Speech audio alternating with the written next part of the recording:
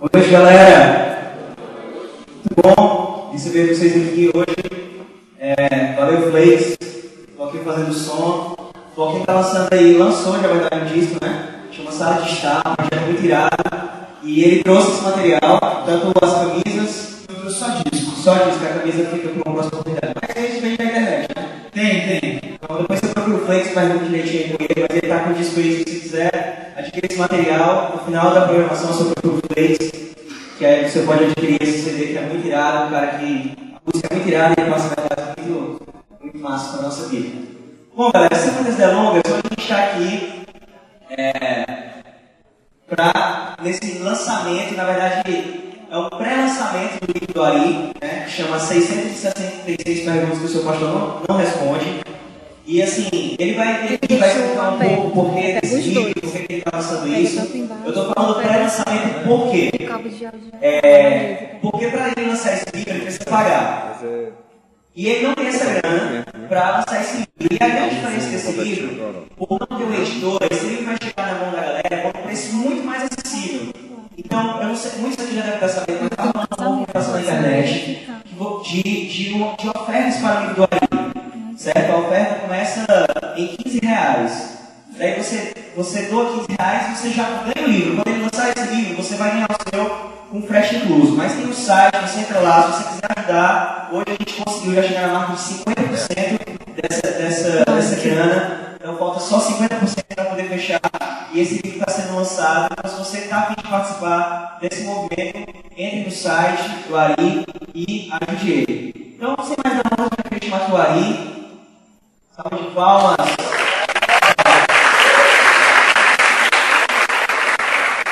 Muito massa ter o Ari aqui com a gente. Além de ser um cara que abençoou muito, ele vai ficar nessa coluna linda, né? Cara, quer combinar com o Thundercats, cara. E além de ser um grande amigo, um cara que nos edifica muito, eu também queria chamar para participar dessa mesa aqui com a gente o pastor Lindenberg, que é pastor da Igreja Batista, Batista lá no Tabapuá. Eu queria chamar o Cauê, que é líder de adolescentes da igreja IPJ, que vai ser Nova Jerusalém. E aí a gente vai, assim, a gente está aqui nessa mesa redonda, porque essa parada aqui a gente está em casa, né? A gente foi lá no futebol, a gente passou 8 dias na casa do Ari, para a felicidade dele, né? E esse papo aqui a gente teve todo dia até 3 da manhã. E aí a gente está aqui, mas assim, tem um microfone aqui, está aberto para perguntas, a gente vai começar a lançar aqui alguns temas. E a gente também tem essa parede aqui, ó, que é para você que não quer se pronunciar publicamente, você pode escrever, a gente vai ter esse momento. E aí você faz a sua perguntinha e a gente vai ver aqui, beleza? Eu acho que é legal acender as luzes todas para a gente, então. Massa. Então, antes da gente começar a fazer perguntas, eu queria que o Ari falasse um pouco da ideia de lançar as 666 perguntas. Mas qualquer coisa eu queria perguntar, você é hoje? Não tenho competência para isso. Mas aí, fala um pouco da ideia de lançar esse livro. Bom, vamos lá. Quem me conhece, eu sou pastor de uma igreja em Uberlândia, Minas Gerais, se chama Manifesto. E nossa igreja faz 10 anos e a gente começou a trabalhar com qualquer artilheiro, metaleiros, fãs, isso é esquisito desse jeito, né? Mas semana que vem eu vou cortar o cabelo, prometo, tá? Eu vou voltar para ser um ser humano. O que acontece? Não, pelo amor de Deus, chega, meu. Deixa eu falar da Mega Hair? Não, beleza. Vamos tirando do cabelo grande já. E o que acontece? Acontece que com essa questão das redes sociais, e rede social hoje está virando um negócio assim, já que não é opcional, né? Se você não está na rede social, é uma coisa que não está no Google, você praticamente não existe, né? Tanto você vai arrumar um emprego hoje, o cara já nem quer ver seu currículo, ele quer ver na rede social como é que está a sua experiência profissional. E o que aconteceu? Nós começamos a levar isso muito a sério, falando assim, poxa, lá na nossa igreja, né? Nós precisamos colocar a nossa cara na internet, nós precisamos nos expor mais. Por quê? Porque as pessoas estão vivendo nas redes sociais intensamente, então nós precisamos correr alguns riscos. E o que era correr esses riscos? Falar abertamente sobre aquilo que são nossas convicções bíblicas. O que aconteceu é que tem uma rede social chamada Formspring, que é uma rede de perguntas, que o cara manda uma pergunta anônima lá se ele quiser, a maioria é anônima, aliás. Porque quando não é anônimo, tem que fazer aquelas aqueles comentários assim, né? A minha tia tem um problema, nunca é só a tia, é um amigo, não é só amigo, é você. Mas aí o que acontecia? Aí, beleza. O que acontecia? Começaram a mandar muitas perguntas. Eu coletei mais de 2.000 perguntas. Quando eu vi a riqueza do material que eu havia juntado, eu falei, cara, eu vou fazer um livro com esse negócio. Porque eu sempre falei que eu sou autor de 3 livros inacabados, né? E esse nem é o primeiro deles. Havia outros projetos que eu comecei anteriormente que eu deixei de lado, porque eu vi o potencial desse tipo de coisa. O que aconteceu de lançar o livro é que eu coletei o material, dei uma melhorada nele, não é um controle sem controle do FormSpring apenas. E muitos pastores me animaram, falaram, cara, você tem que lançar esse material. Eu estava comentando o Ariovaldo Ramos, né, que é um dos maiores teólogos brasileiros da atualidade, e ele viu o material e falou, cara, publica isso. Só que quando eu procurei uma editora convencional, eu não gostei das condições, como o Roberto estava falando. Eu achei que o livro ia custar muito caro. O livro ia ficar R$30, R$35 por causa da grossura do livro. E aí, então a gente teve essa ideia brilhante, né, de fazer um livro com financiamento coletivo. Cada pessoa que está doando a grana antes de ir para a gráfica está virando sócio do livro. Né? Essa é a grande ideia. E por que o título 666 perguntas? Simples, porque o livro é meu e eu pôr o nome que eu quiser nele, entendeu?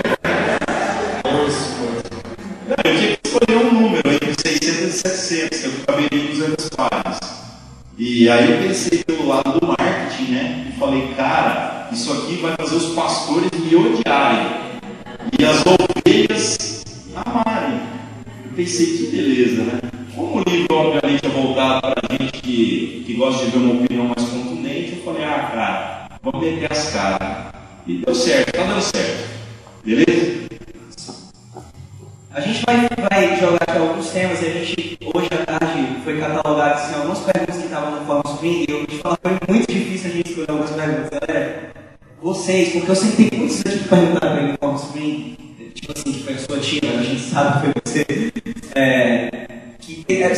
as perguntas são muito criativas. E a gente vai falar aqui alguns temas e a gente vai aqui debater e tal, o microfone tá.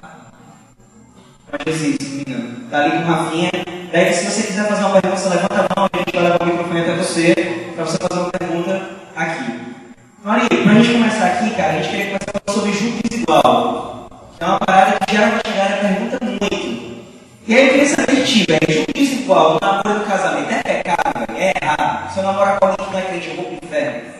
Julgo desigual é pecado, mas esse negócio de namorar com quem não é crente no inferno é outra história. Acho que isso não tem nada a ver com julgo desigual. É interessante a gente abordar essas questões, porque vocês vão ver aqui mais ou menos a linha que a gente está falando de trabalhar no livro. E também, para se você tiver alguma pergunta fora do que a gente está dizendo, a gente comentar no segundo momento aqui, né? Gente, julgo desigual é qualquer relação, em qualquer nível, onde os interesses são desproporcionais. Isso é julgo desigual. Então, o que acontece? Se você abrir uma empresa em sociedade com uma pessoa cujos interesses são diferentes do seu, é julgo desigual. Então, isso é um problema. Entendeu? Se você entrar num relacionamento de namoro ou de casamento onde os interesses são divergentes, é julgo desigual. Mas eu posso namorar com um cara que não é crente? Poder você pode, só tenho dúvida se você deve. Porque a gente tem uma expectativa, às vezes, quando entra no relacionamento, fala assim, não, tá ruim, né? Porque esse cara não presta, mas tá ruim, mas ele vai melhorar. Deixa eu te dar uma notícia. Não vai. Não vai. E se casar, vai piorar mais ainda. Entendeu? Quem é casado sabe o que eu estou falando. Diz que o homem casa com a mulher achando que ela nunca vai mudar, né? Ela muda na primeira semana. Ela muda na primeira semana. E a mulher acha que vai mudar o homem depois de casar. Nunca muda. Não se muda. E aí, assim, interessante que parece que as coisas ruins que tem no namoro, às vezes tem espírito no casamento. 10 vezes mais, a potência 10. E não tem nada de errado nisso. Agora, quando você vai com essa expectativa aí real, aí ferra o sistema todo. Então, olha só, dentro do namoro e casamento, jogo desigual, pensa só.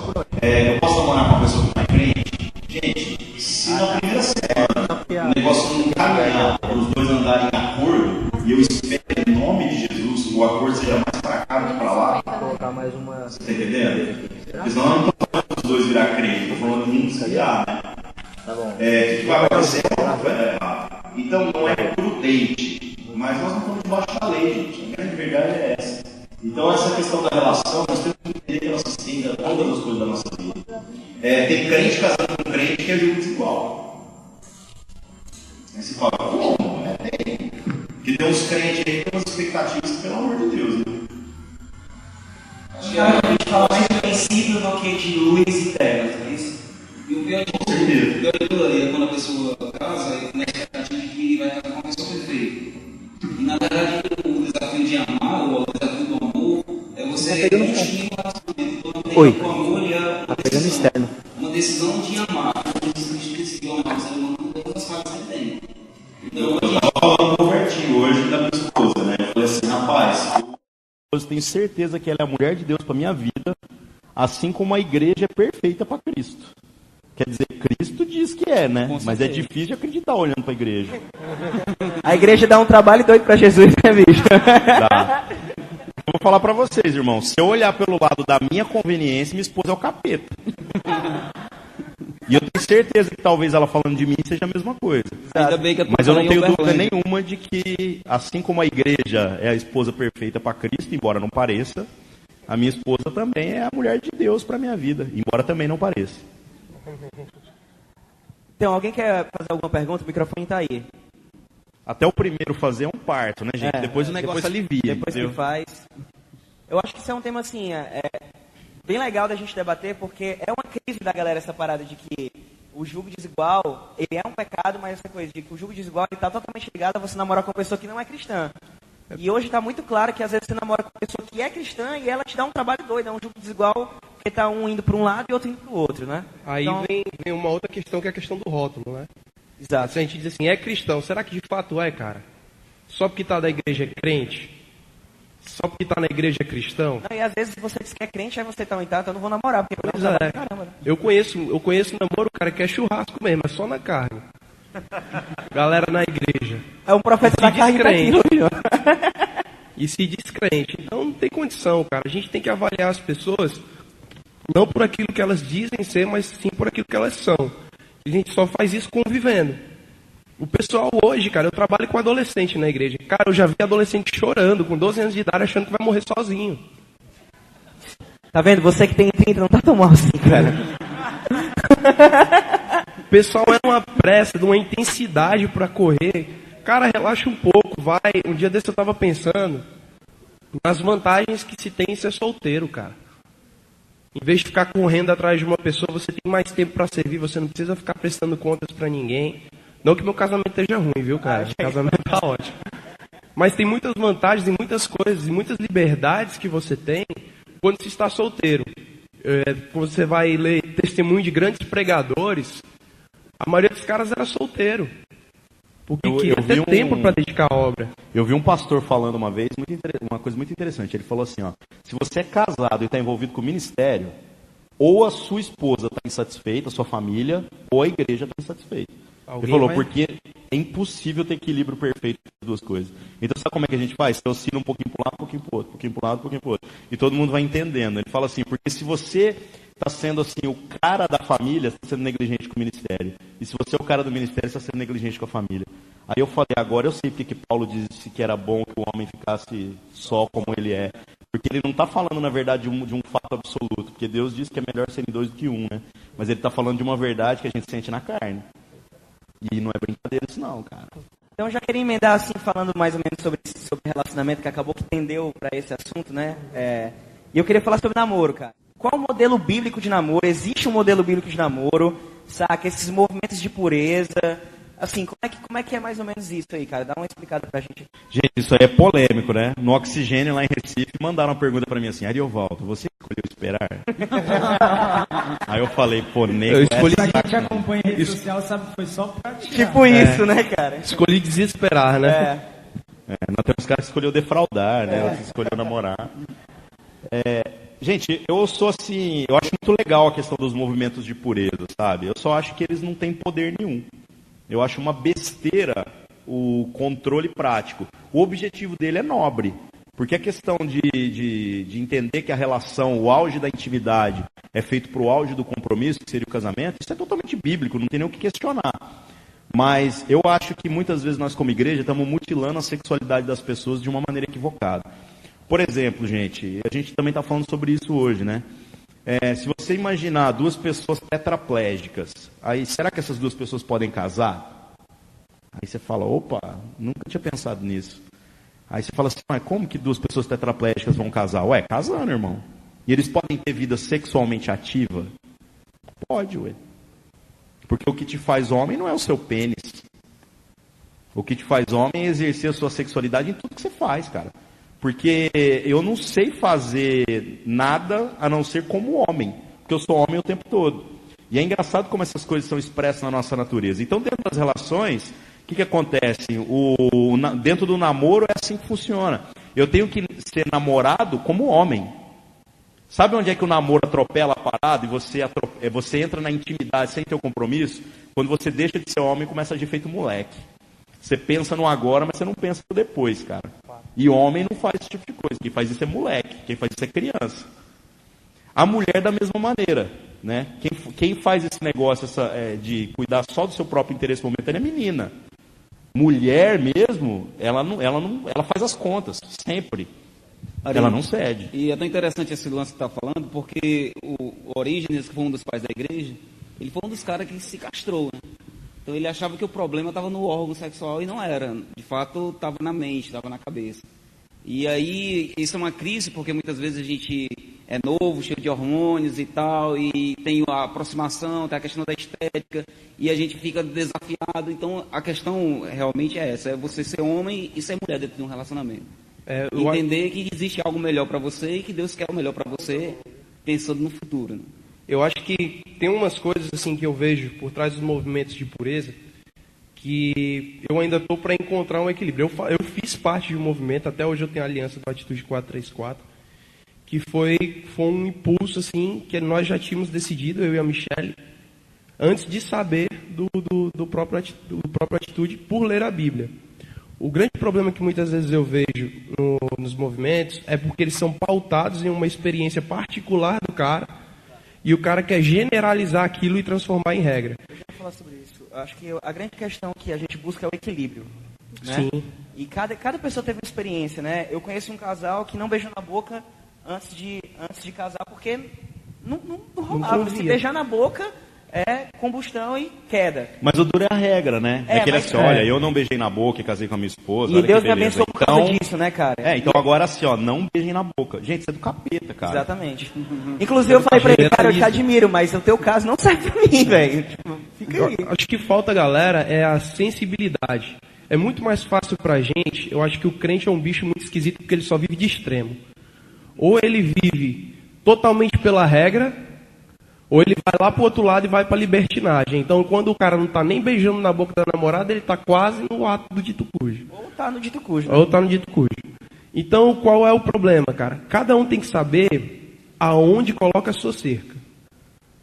Então, isso, cara, é algo que as pessoas não param e pensam o quanto isso constrói dentro do namoro, as coisas que você vai ver no casamento.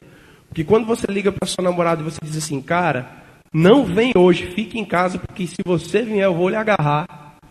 Você está começando a construir intimidade. Agarrar foi bondoso, né? Generoso. Eu ia usar um outro termo também. Então, assim, eu, como experiência pessoal, eu e a Michelle, nós tínhamos as nossas regras. A gente não se abraçava de frente, não beijava de língua, porque beijo de língua para mim é igual a ferro de passar, liga em cima e esquenta embaixo. Então, a gente fez as nossas regras para que nós pudéssemos nos respeitar. Nós cuidamos hoje de outros casais. E o que a gente passa para eles é, cara, construam o equilíbrio de vocês. Não é porque a gente fez que vocês têm que fazer exatamente igual. Porque eu sei que tem cara que não consegue ficar sem beijar. Se ele beijar a namorada dele, para ele é preliminar já, cara. Então, para esse cara, é melhor ele namorar de corte. Agora, tem cara, velho, que beijar de língua, e esse é o meu herói, viu? Se você for esse, não tem problema nenhum. Mas é bom você saber, cara, é bom você se conhecer. E que seja uma coisa de comum acordo. Comum acordo entre você e a pessoa que você está do lado, né? Agora, se a pessoa que você está do lado, ela não quer fazer um acordo com você, meu velho, coloca o joelho no chão, porque principalmente a mulher não lhe ajudar, meu amigo. Eles vão abraçar os dois. E o que eu acho interessante é que o homem também. O namoro, ele deveria ser um período, porque assim, namoro não tem na Bíblia, né? A gente não vê namoro na Bíblia. A galera faz aí namoro... A palavra namoro, né, na Bíblia. E aí, o que a gente vê, na verdade, assim, é o princípio. Né? Eu acho que o princípio hoje da atualidade, que é uma palavra bem nova, é a questão do conhecimento, você conhecer a pessoa. É ser uma espécie de estágio para o casamento. Então, você saber que aquela pessoa que você está namorando vai ser a pessoa que vai passar o resto da sua vida contigo. Então, se você já pensa no namoro, se não der certo, eu separo. Então, você já tem tudo para não dar certo, desde o começo. Igual o povo faz com casamento hoje. Aí eu caso, se não der certo, eu separo. O que a galera também não pensa é os frutos que você vai colher depois. O cara que não se segura no namoro, provavelmente vai ser o cara que ou vai forçar a esposa a uma relação que ela não quer, ou vai trair. Então, tem coisas, cara, que você tem que começar a cuidar já, porque elas vão repercutir de uma maneira totalmente diferente depois. Tem uma pergunta ali que o cara queria fazer. Vai lá, Gisele. Aí, meu velho, bota pra fora aí. Opa.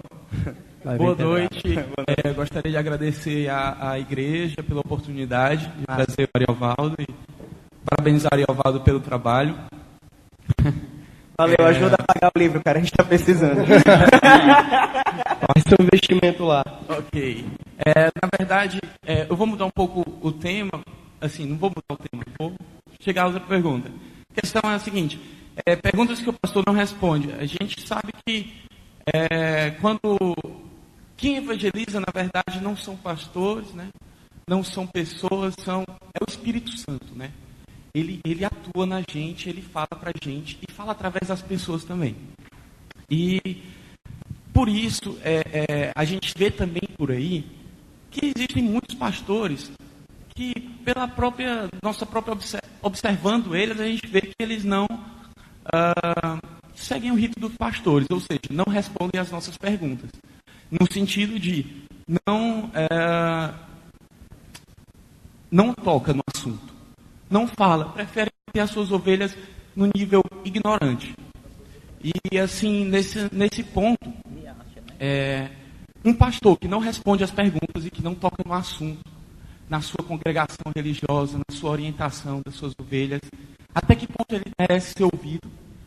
Ele deve ser ouvido porque o Senhor é maravilhoso, Ele é soberano. Ele fala até por uma jumenta, falou pela jumenta lá em Balaão, né? Oh, meu, Deus, através de mim, Deus né? usa o Ari, cara, vai usar qualquer um. Usa qualquer pecador, né? Então, até que ponto Baixou a gente deve de ouvir? E a outra questão, que é a outra pergunta fica: tem alguma pergunta no livro que a Bíblia não responde? Cara, não tem nenhuma pergunta que a Bíblia não responde, mesmo que seja com sonoro, eu não sei, sabe? Assim, não sei. Porque tem umas perguntas legais. Eu recebi hoje um e-mail do portal Gospel Mais, perguntando se eu queria participar de uma entrevista falando sobre extraterrestres. Eu falei, tô dentro, cara. Claro, eu sou um, né? Eu falei, tô dentro. Aí os caras assim, cara, você acha que a Bíblia tem embasamento bíblico para falar sobre isso? Tem, mas eu não vou falar nada aqui, tá? Vamos mudar de assunto. Voltando na questão dos pastores. Eu acho que nós vivemos num sistema dentro da igreja que é muito interessante. E é muito fácil, às vezes, culpar os pastores por não responder as perguntas. Na verdade, não é a questão de ter ou não ter resposta. É uma questão de que a igreja tem perdido esse caráter de ser um ambiente seguro para que as perguntas sejam feitas. Por exemplo, se eu virar e falar assim, sexo anal dentro do casamento, que aliás deve ser uma das perguntas aí, né? É pecado? Aí você fala, esse cara é casado, o que ele está querendo dizer com isso? Ele está querendo dizer que ele já fez ou ele quer fazer. Você está entendendo? E detalhe, se minha esposa estiver do lado e eu perguntar isso, ela fala assim, por que você está perguntando esse negócio? Então a gente não tem um ambiente onde nós podemos falar do assunto. E isso é ridículo, porque depois vai ficar todo mundo assim, você lembra do Ariovaldo? Não. O cara do sexo anal? Ah, lembro. Então a gente nunca mais pode tocar no assunto. E isso surge por quê? Primeiro, porque a gente ridiculariza algumas perguntas. E segundo, porque nós temos um sistema que é interessante. Da onde vem o legalismo? O legalismo vem da seguinte atitude. Eu viro para o pastor e falo assim, olha, eu não quero pensar, eu quero que você pense por mim. Então eu posso fazer tal coisa ou não? Se der certo, glória a Deus. Se der errado, é culpa do pastor. O pastor, para se proteger desse sistema, o que ele faz? Ele fala assim, bom, já que toda vez que dá errado a culpa é minha, então eu vou traçar uma regra. E a regra é rígida. A regra fica sempre a quem? Por que o pastor não responde às coisas polêmicas? Por que ele não toca no assunto? Porque toda vez que ele corre riscos, quem se ferra é ele. Aí fala, mas quem criou esse sistema? Nós. Nós como igreja. Às vezes é fácil, cara, assim, a gente sabe que existem pastores que acabam negligenciando E quando trabalham certos tipos de assunto, eles vão trabalhando pelo viés do medo, porque é bem mais fácil causar um medo e você evita de você fazer e aí evita de causar um trabalho maior para ele. É que o maior medo é de um cara virar e falar assim, eu queria confessar que eu vejo pornografia. Ah, beleza. E aí o outro resolve confessar. E outro, e outro, e outro. E aí, de Assistir repente... a Globo, né? Não, mas aí a questão da pornografia, a gente vai começar um monte de gente a assumir que vê pornografia. Beleza. Aí a gente fala, e agora? O que a gente faz com esses caras, né? Que É. acaba gerando, e aí acaba que você, para não deixar um negócio assim, um caos, você acaba cortando no começo. Mas eu acho que existe um grande erro também da igreja como um todo. Bicho, esse assunto a gente passou o dia conversando sobre isso hoje, Ari. Para a gente mudar essa realidade, o que nós precisamos? Do micro para o macro. Nós precisamos assim, dos grupos pequenos, da célula, sei lá que nome que você usa para esse bagulho, até o culto. Nós precisamos trabalhar o seguinte conceito. O cristão tem que se expor. Por isso que eu levo rede social tão a sério. O cristão tem que se expor. Então, por exemplo, eu no grupo que se reúne na minha casa, cara, antes de eu ouvir problema de qualquer um, eu quero falar dos meus. Entendeu? Então é muito interessante. Eu corro riscos. Eu me exponho assim, exageradamente às vezes, né? Mas eu vou te falar um negócio, cara. Se eu tiver um problema dentro do meu casamento, não vai ser surpresa para ninguém. Porque todo mundo sabe dos problemas que eu tenho no meu casamento toda semana. Então sabe aquele escândalo assim, o pastor teve problema? Fala, não, ele tem problema toda semana, nós já sabemos disso, nós oramos por ele toda semana. É a mesma ideia da imagem da perfeição. Nós criamos uma ideia do tabu, e para defender esse tabu, a gente ou sai pela evasiva, a gente coloca, não, eu não sei, ou então eu coloco para Deus, jogo para Deus. Mas quando todo mundo começa a se expor, muda a perspectiva. Por quê? Porque assim, eu me exponho, você se expõe, todo mundo se expõe. Aí a igreja vira comunidade terapêutica. Porque é um lugar onde você pode confessar os seus problemas e você não é julgado ou condenado por eles.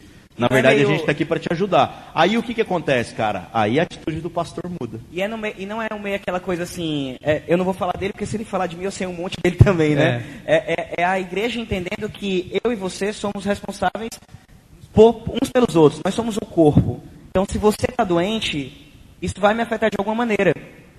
E o corpo assumindo a sua função terapêutica como pastores uns dos outros, a gente vai conseguir se tratar. É o corpo sendo um lugar seguro para ele mesmo. E aí a gente tira esse peso somente do pastor, porque a gente adoece o cara, a gente cria uma dependência dele, o cara vira um sacerdote, um agente mágico da nossa vida, é ele que dita o que tem que ser, o que não ser, o que não tem que ser, e nós vamos cuidar uns dos outros, levando as cargas uns dos outros, e assim a gente cumpre o que Jesus mandou. Eu acho que é uma construção, cara, que é um sistema, na verdade, né? Começa no cara sentado, o cara que é crente sentado numa roda de descrente. Todo mundo olha para você e já diz que você é o dono da verdade por você ser o crente. E aí quando você está na roda que só tem crente, quem é o dono da verdade? A autoridade mais próxima ali. Então o que tem que começar, cara? A gente tem que começar a admitir também que tem coisa que a gente não sabe, velho.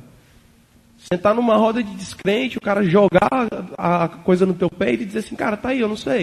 É a verdade com humildade, né? Jesus era a verdade, mas ele era humilde. Então ele conseguia conquistar as pessoas. Vamos descobrir isso junto. Ou às vezes o cara vir, jogar o defeito dele e já esperando você chegar com a espada e você dizer, cara, tá aí, bicho, que eu sei a mesma dor que você tá sentindo, cara. Vamos se cuidar aqui, nós dois? Vamos caminhar junto? Obrigado pela pergunta, viu, cara? Espero que tenha dado uma clareza aí pra você. Ou se tiver confundido mais, a nossa intenção também é essa. Ora e pede discernimento. Cara. Quer um conselho? Lê a Bíblia e ora e vai dar tudo certo. Ou não. Ou não, né? Só pra gente... A gente tem muitos assuntos, galera. A gente sabe que a gente não vai conseguir abordar todos eles. Até por conta do horário. E por isso a gente vai acabar interrompendo uma coisa ou outra pra gente poder seguir pra frente. Beleza? Aí... Jejum, meu. Você sabe muita pergunta falando de jejum? Eu adoro esse assunto, cara. Né? Gente, jejum, dízimo e uma série de outras coisas são os assuntos assim que todo mundo tem certeza, mas ninguém sabe explicar. Por que jejuar, então? Então, isso é engraçado. Por exemplo, por que jejuar? Porque o pastor falou que eu tenho que jejuar. Aí mas como assim? Não, cara, o jejum fortalece espiritualmente. E como funciona isso? Não sei. Mas tinha que saber, cara.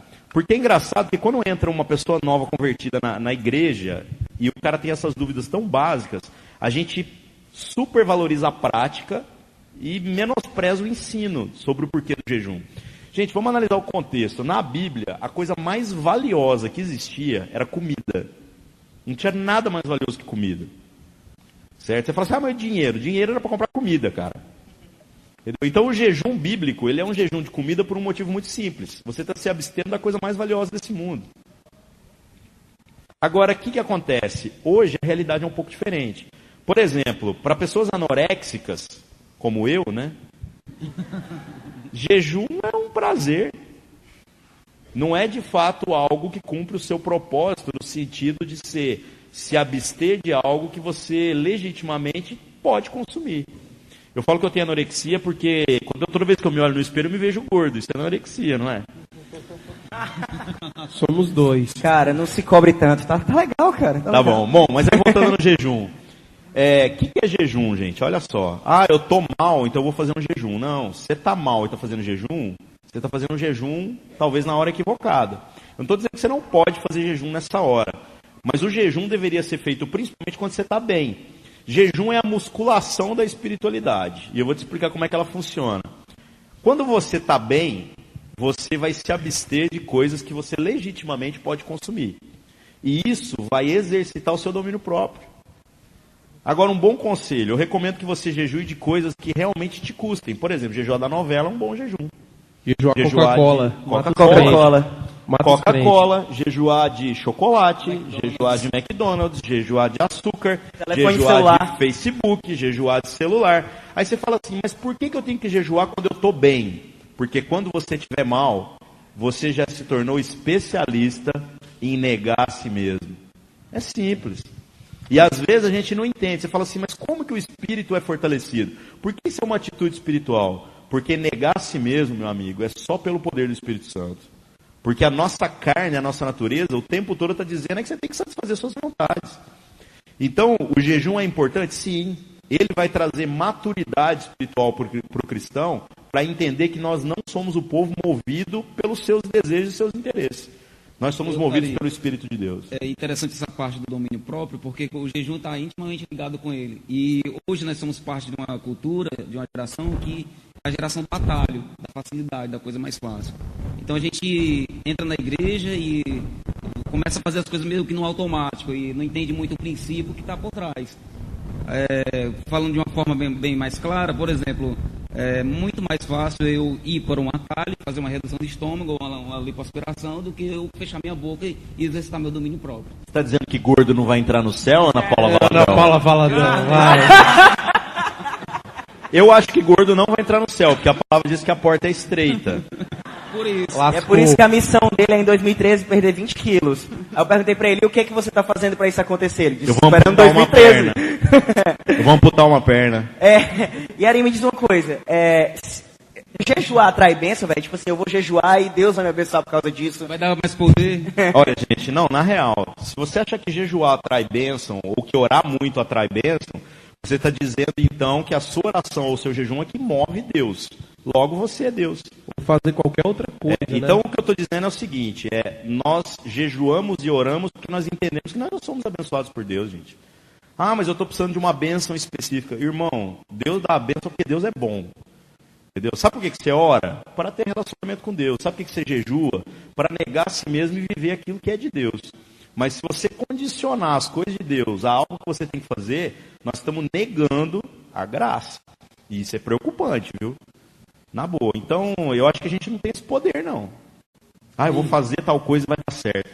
Aí, baseado nisso aí, então quando o cara pega e fala, não, eu vou jejuar por aquilo, né? Eu vou jejuar por uma coisa... Jesus específico, né? Não, eu estou em jejum pela libertação do meu filho, que é das drogas. Eu estou em jejum de 40 dias para que o Ariovaldo seja abençoado e ganhe na Mega Sena. O jejuar pelo outro é uma coisa meio estranha. Não é que ele é equivocado, né? Mas, por exemplo, a oração também é estranha. Pensa só, gente, a oração, nós estamos falando da relação entre dois seres, você e Deus. Um é o mesmo ontem, hoje e sempre. E o outro é você, que é uma porcaria, ontem, hoje e sempre. Numa relação de duas partes, uma vai ter que ceder. Adivinha qual vai ser? Então, por que você ora? Deus, eu quero um Honda Civic. E aí a palavra de Deus é legal, porque ela fala assim que o Espírito intercede com o nosso Espírito e traduz a nossa oração com gemidos inexprimíveis, que eu sei lá por que orifício que sai esse negócio, e chega a Deus de maneira que isso se torna uma oração agradável. Por isso Deus manda a gente orar, mesmo que seja uma porcaria de oração. Né? Tipo, eu quero um Honda Civic, Deus entende assim, eu quero ser missionário no Irã.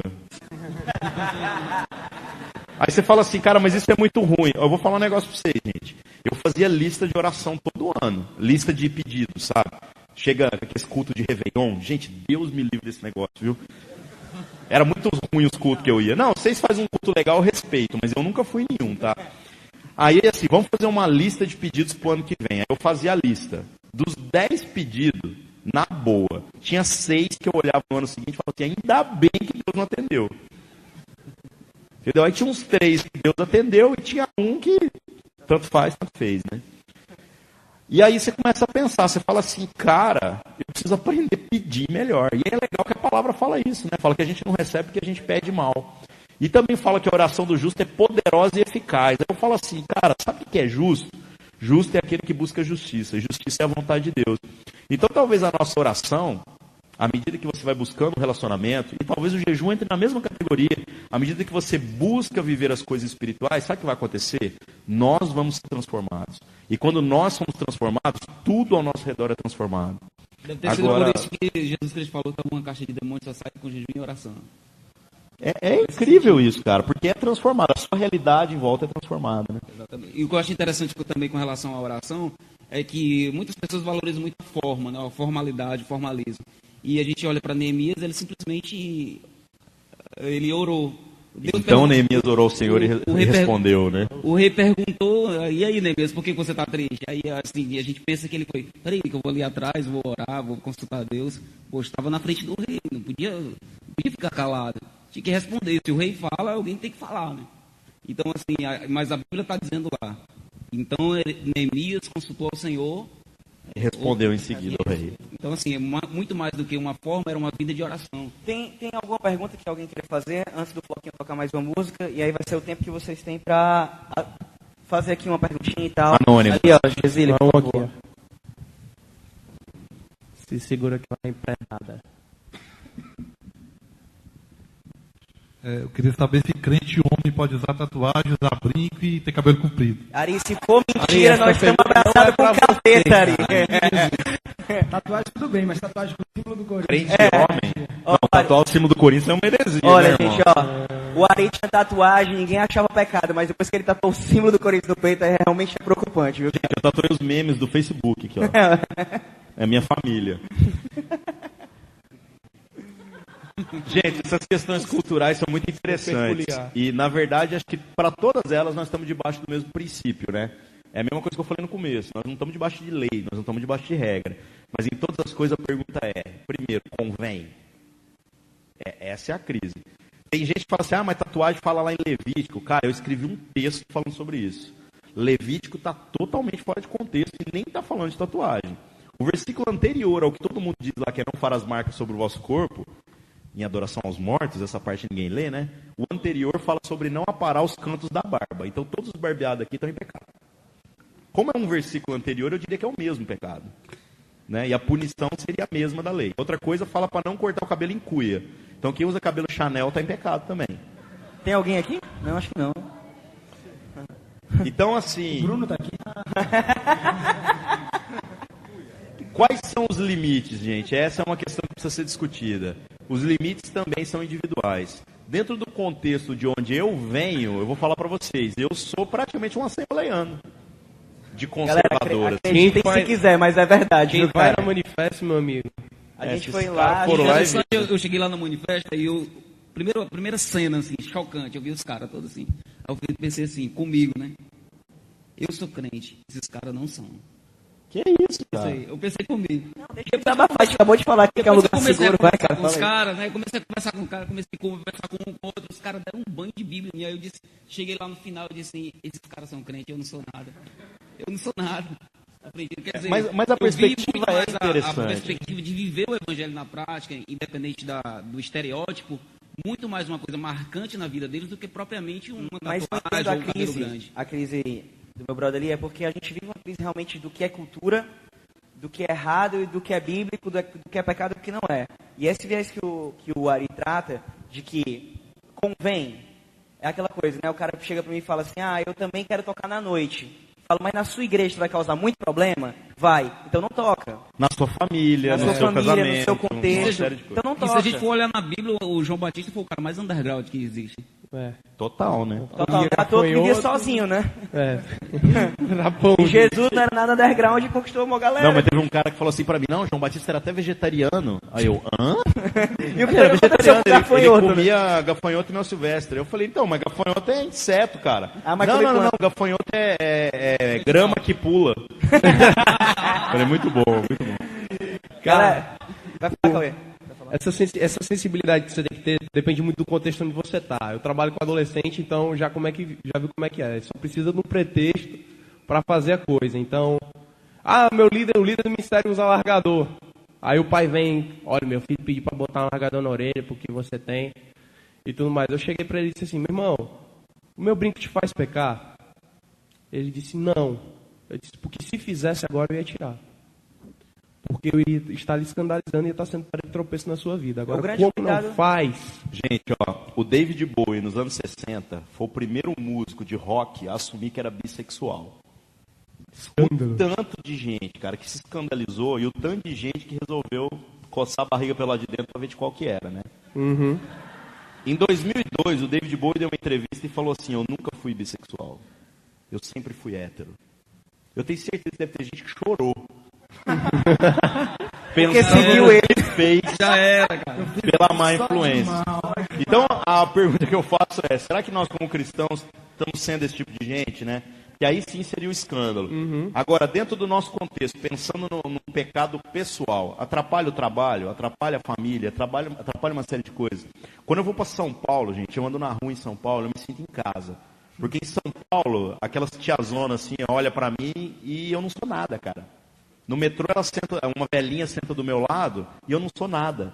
Porque aquela cidade está tão acostumada com tudo que qualquer coisa é normal. Que venha lucro, né? E aquela dúvida, né? Até no texto que o Ari escreveu sobre tatuagem, aquela coisa que a pessoa falar, eu quero fazer uma tatuagem, mas eu estou em dúvida. Eu faço? Lógico que não, né? Não faça. Você está em dúvida do negócio que vai durar a vida inteira e você está em dúvida, não faz.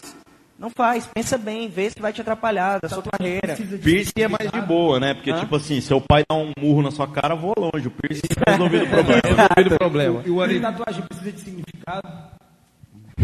Essa pergunta é boa, cara, pra ti. Depende, né? Se você fez, tem significado. Ela tem, né?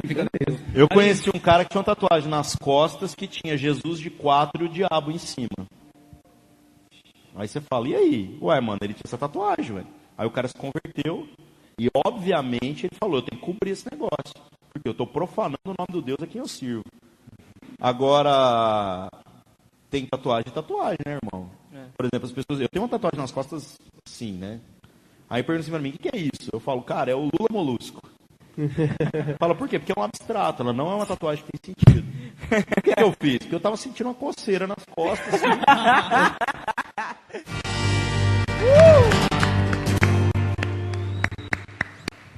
Valeu, Flakes! Vou só esperar as perguntas chegarem aqui. A gente tinha mais uns temas aqui para abordar, mas o negócio que a galera perguntou pra caramba, então a gente vai investir aqui nas perguntas de vocês. Oi, microfone? Gesile, me arranja aqui.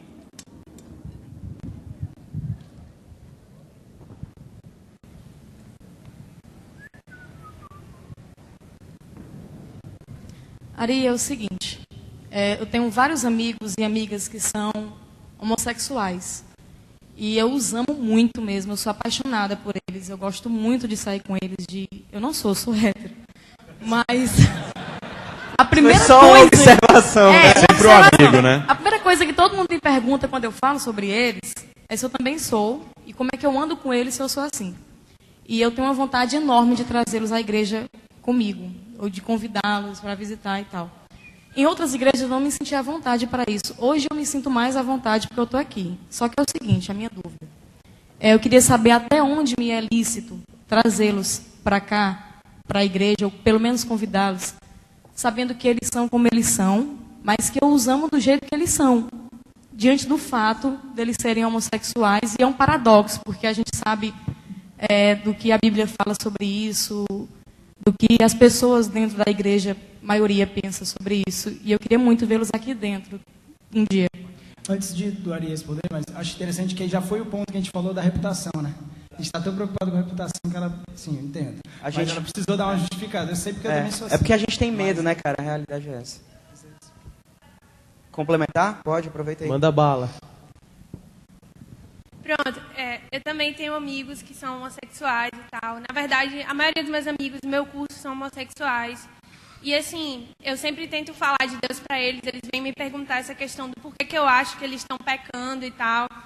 E aí um deles, tipo, me deixa assim de coração partido, porque eu não consigo responder a ele por que que ele é assim. Ele me pergunta assim, por que que eu nasci assim? Porque eu sempre senti essa necessidade, e é um menino que ele já andou na igreja. E aí ele fala pra mim que se ele pudesse escolher, ele não seria assim, mas que ele não consegue deixar de ser assim, que ele orava todas as noites para que Deus fizesse ele mudar. E eu não consigo responder para ele por que, tipo, no caso, Deus não atende às orações dele, como ele me fala pra mim, entende?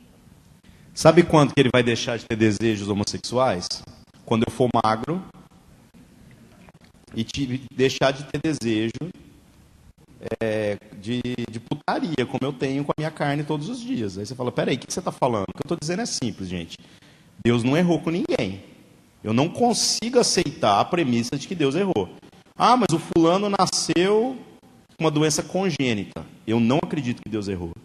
Eu não posso acreditar nisso. Porque Deus é bom e Ele só dá bons presentes para os seus filhos. Aí você fala, mas por que a vida de uns é mais difícil que a de outros? Simplesmente porque Deus dá circunstâncias diferentes para cada um. Mas Deus é bom.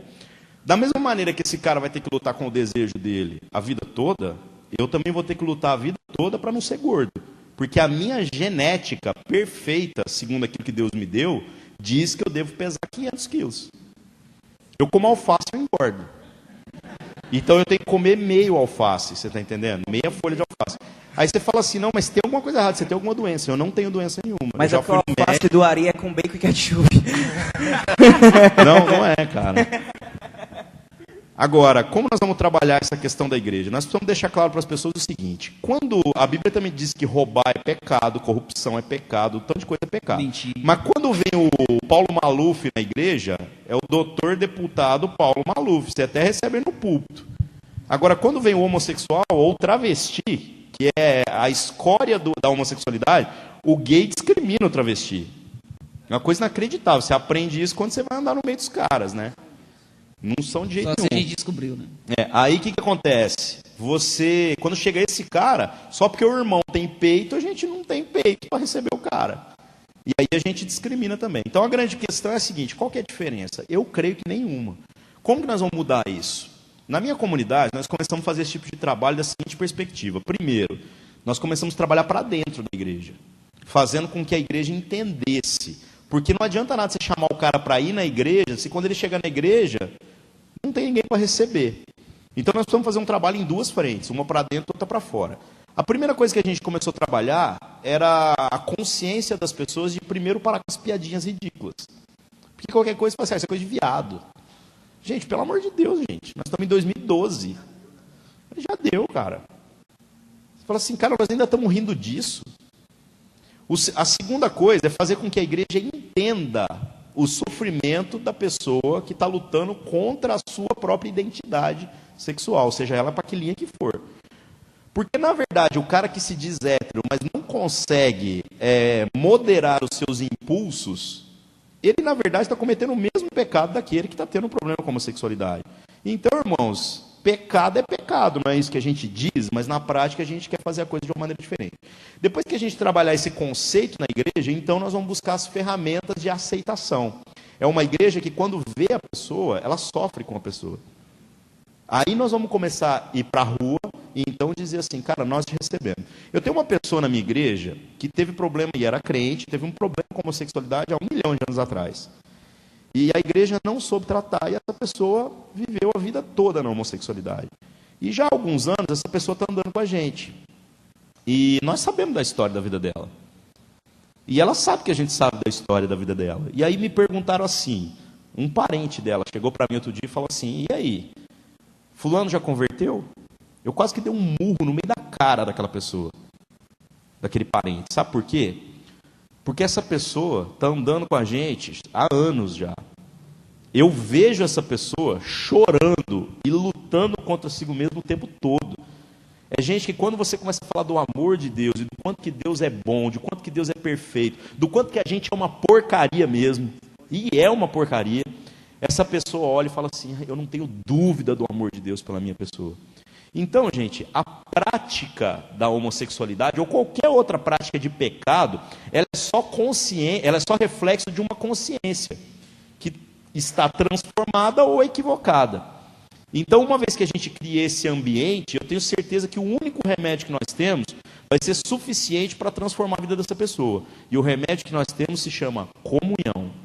Então, como que nós vamos tratar essas pessoas? Trazer para perto, para que dentro da comunhão as referências sejam restauradas na vida dela. Sabe como que um homem vai deixar de ser gay? Quando ele conhecer um homem de verdade.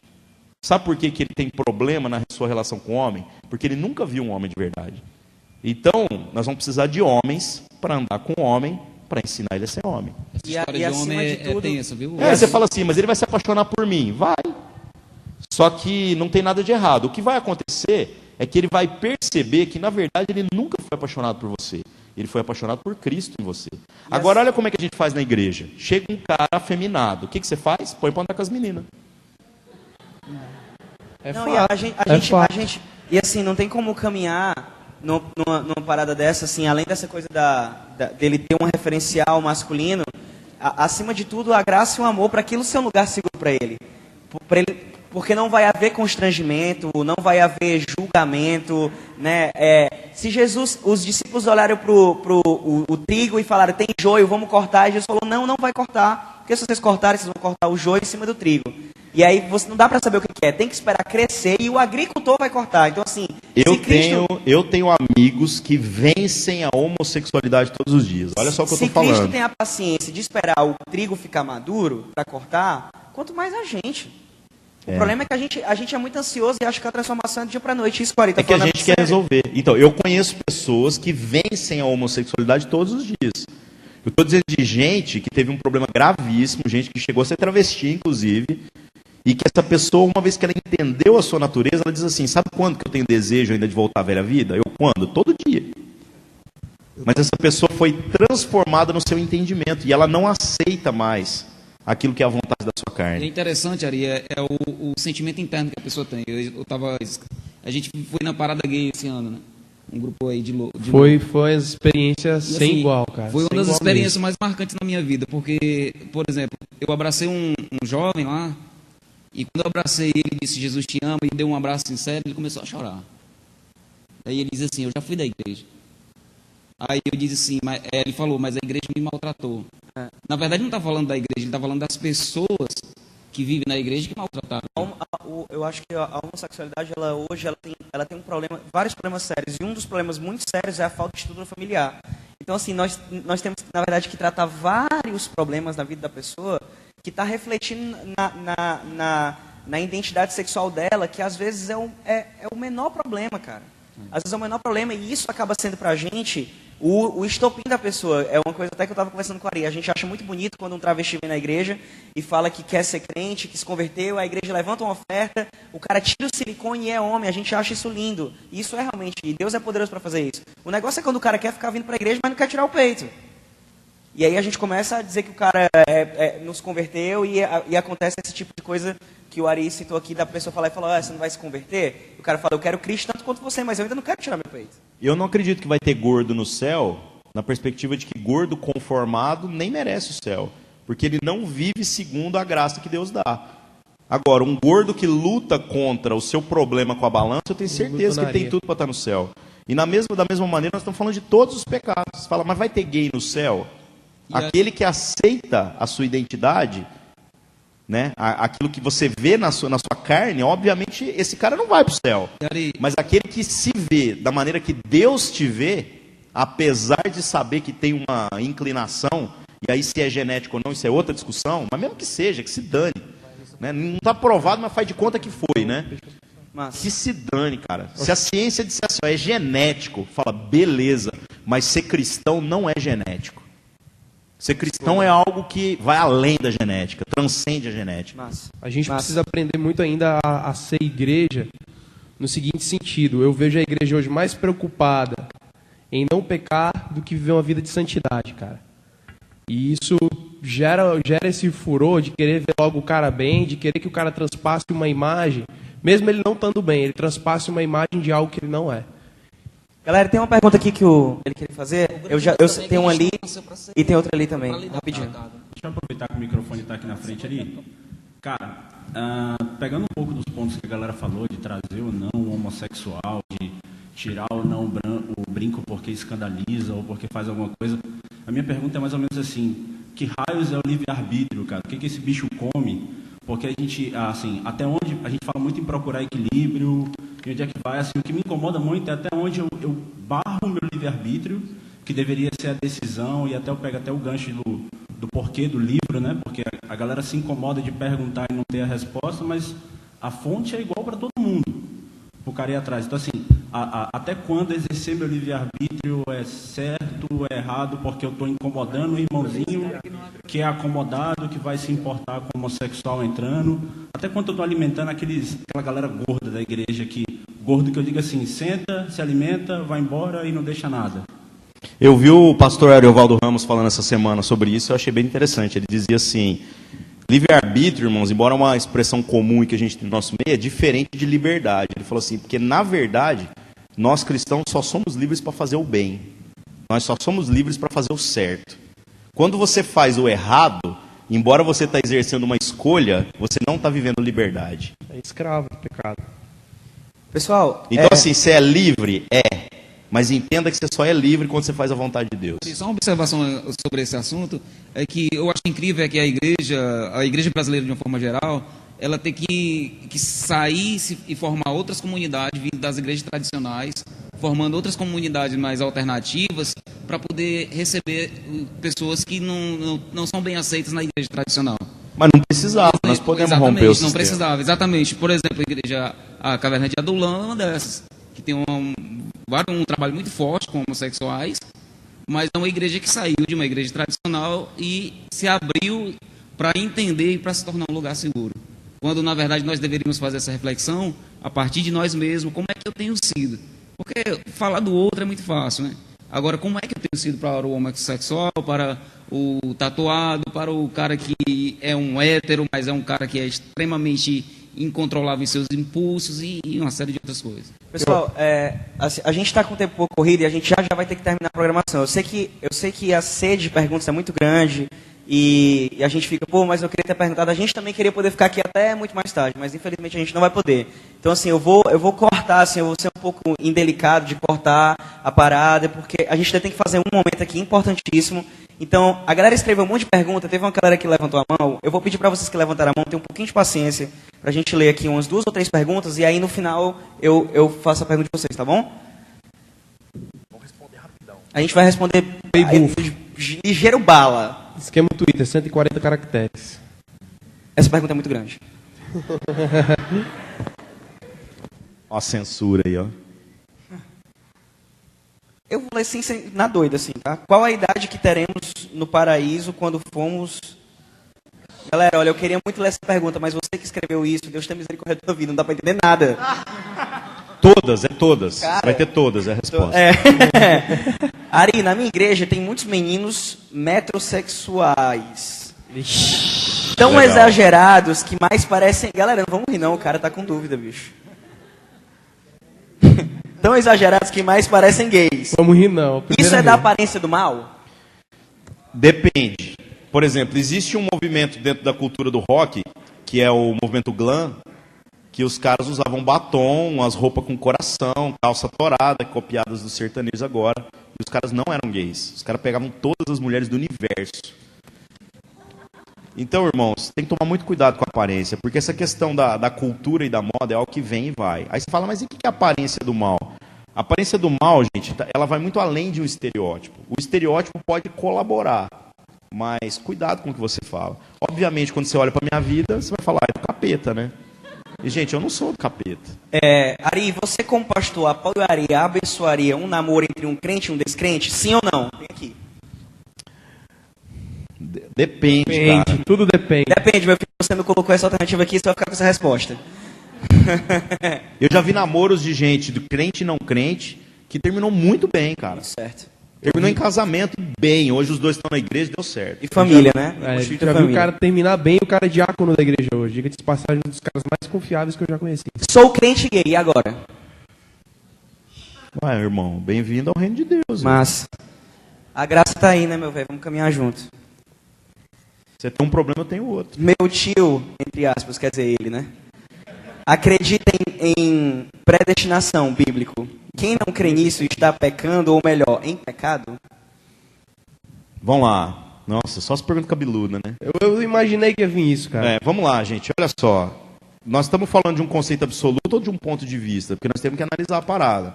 Porque quando a gente fala assim, Deus sabe todas as coisas, todo mundo concorda que sabe. Se Deus sabe todas as coisas, ele sabe que ele ia mudar de ideia lá no futuro? Sabe. Então ele nunca mudou de ideia, né? Então vamos falar o seguinte. Olhando do ponto de vista humano, nós sentimos e percebemos que estamos fazendo escolha em todo o tempo. Olhando do ponto de vista de Deus, parece que nós não estamos escolhendo nada, porque afinal Deus já sabe o que você vai escolher. O que é a verdade absoluta? Quem dera a gente tivesse uma resposta tão simples assim. Entenda uma coisa, Deus é soberano e Deus sabe todas as coisas, mas a responsabilidade moral dos seus pecados é toda sua. Você vai para o inferno, não é porque Deus não te escolheu, você vai para o inferno porque é justo. Agora, se você vai ser salvo, não é porque é justo, é porque Deus tem graça e misericórdia. Amém. Essa é boa e era um tema assim que a gente ia tratar. Obrigado para você que fez essa pergunta. Beber socialmente é pecado, mesmo sem ficar bêbado? Se entorpecer em qualquer nível é pecado. Aí você fala, mas peraí, como assim? Se entorpecer qualquer substância, qualquer coisa, droga, cigarro, chocolate, Coca-Cola, televisão, novela, qualquer porcaria que você coloque no seu organismo, Facebook, e afete a sua capacidade de julgamento, é pecado. Agora, é possível beber sem comprometer a sua capacidade de julgamento? Sim. Qual é o limite? Os limites são individuais. Como você conhece seu limite? Ultrapassando ele, pecando. Então, o que é um bom conselho? Todas essas coisas que eu falei, quanto mais tender a zero, mais você está vivendo a vontade de Deus para sua vida. Agora, isso não significa que você não pode consumir essas coisas. Qual é o meu limite? Fique longe do seu limite. Para muita gente, o limite é zero. Não quero nem saber qual é. Mas não censure a liberdade do seu irmão por causa das suas limitações. Isso não é lícito. Qual a melhor maneira de ajudar uma pessoa com depressão? Primeiro, falar abertamente. Segundo, procurar médico. Ah, irmão, mas isso não é espiritual? Bom, beleza. Eu, no ano passado, fui no médico porque eu estava me sentindo mal. Mandou fazer um monte de exame. Eu descobri que eu sou o Superman. Eu tenho uma deformidade no meu coração que o cara falou que eu posso correr maratona. Olha que legal, né? Ele falou assim, você pode correr maratona amanhã. Ele falou assim, você vai aguentar, cara. Seu coração é de atleta de alto nível. Eu falei, lógico, carregando esse tanto de peso todo dia, né? Mas aí, eu falei, então qual que é o meu problema? Ele me passou para outro médico, o médico me diagnosticou com princípio de depressão. Sabe qual foi a minha atitude? Eu ri na cara dele. Eu falei, eu sou homem, cara. Que é Corinthians, mano. Aí o que rolou? Você brincou, né? O cara passou um medicamento para mim e falou assim, ó, você vai tomar um medicamento durante 15 dias, daqui 15 dias você me liga. Isso foi em outubro do ano passado. Aí eu tomei o medicamento durante 15 dias. No 13º dia eu acordei. Eu acordei, irmãos. No 13º dia eu dei razão àquele médico. Eu liguei para ele, agradeci, terminei de fazer o tratamento, não tomo remédio desde dezembro do ano passado. E eu identifiquei a origem do estresse que estava me levando a ter um princípio de depressão. Então, gente, vamos ser realistas. O milagre de Deus para que a gente possa superar todas as dificuldades, às vezes é a comunhão, às vezes é o abraço, às vezes é a família, às vezes é um monte de coisa, mas às vezes também é o remédio, cara. Então, crente não pode ter depressão? Pelo amor de Deus, cara. Crente não pode ter problema financeiro também, então eu não sou crente. Eu devo ser satanista mesmo. O salmista quando diz, a minha alma está Cara, batida. eu vou perguntar de novo, você é o anticristo? Talvez. Galera, eu vou fazer mais 2 perguntas. Aí eu queria dizer, Ari, você ganhou um presente aqui. Não, legal. Que nós vamos te dar agora, nesse momento solene, que são as perguntas dessas pessoas. Que legal. Só os papéis, o vídeo você deixa que eu não sei nem de quem é. Alguém tirou o aquário da mãe e trouxe pra cá. E aí, pra você... tem muita pergunta boa aí, viu, cara? Tem muita pergunta boa. Suas perguntas não vão ser jogadas no lixo. O cara vai levar e, quem sabe, ela pode estar no... Vou responder todas e publicar, beleza, gente? Pra não ficar devendo pra ninguém. Nos 660 perguntas. As duas últimas perguntas antes da gente fazer aqui mais um momento. Aí, masturbação é pecado? Masturbação é pecado? Gente, olha só. Deus fez o homem com a perspectiva de se relacionar com a sua mulher. Na verdade, quando você lê lá Gênesis, você vê que, na verdade, quando falava do homem e mulher, os dois eram chamados de Adão. Se você nunca leu isso na sua Bíblia, presta atenção, lê de novo.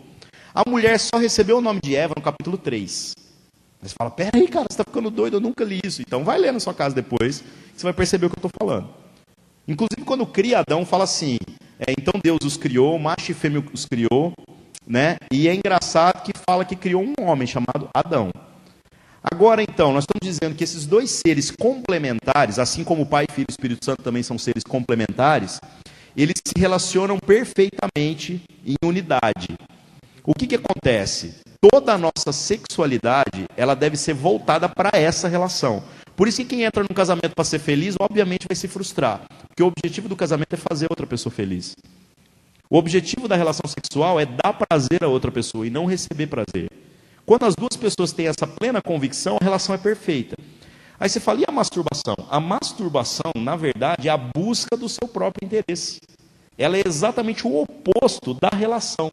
Seria exatamente como o filho negar o pai. Seria exatamente como Cristo dizendo para o pai que ele não precisa do pai, mas que ele pode se satisfazer em si mesmo. E por isso que isso é um absurdo. E tem gente que acha, que fala assim, não, mas e se eu não pensar na pornografia, eu não pensar em mulher?